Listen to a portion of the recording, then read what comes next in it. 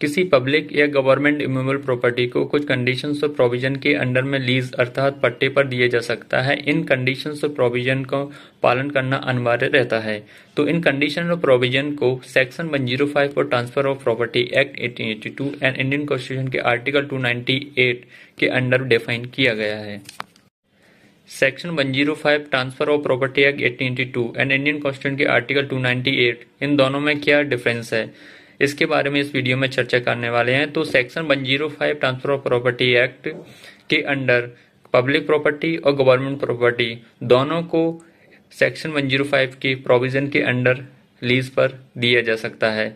इसमें केवल उस प्रॉपर्टी के यूज के राइट ही ट्रांसफर होते हैं, ना कि उसकी ऑनरशिप ट्रांसफर होती है।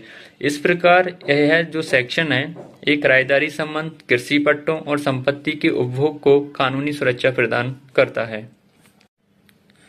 जबकि आर्टिकल 298 के अंडर स्टेट गवर्नमेंट और सेंट्रल गवर्नमेंट को एम्पावर किया गया कि वह उनकी लैंड को किसी व्यक्ति, संस्था या संगठन को किसी व्यवसाय, व्यापार या अन्य कार्य हेतु एक निश्चित अवधि के लिए कुछ कंडीशंस के अंडर उसे लीज पर दे सकती है। इस प्रकार का जो लीज पर दिया जाना है उसमें केवल उस प्रॉपर्टी के यूज के राइट ट्रांसफर होंगे, ना कि उसकी ऑनरशिप गवर्नमेंट के पास ही रहेगी। तो इस प्रकार section 105 of transfer of property act 1882 and article 298 के बीच इतना डिफरेंस है कि आर्टिकल 298 में केवल गवर्नमेंट लैंड को ही लीज पर देने के लिए स्टेट गवर्नमेंट और सेंट्रल गवर्नमेंट को एम्पावर किया गया है, जबकि सेक्शन 105 में गवर्नमेंट और पब्लिक दोनों इमूवेबल प्रॉपर्टियां को शामिल किया गया है जिन्हें लीज पर दिया जा सकता है।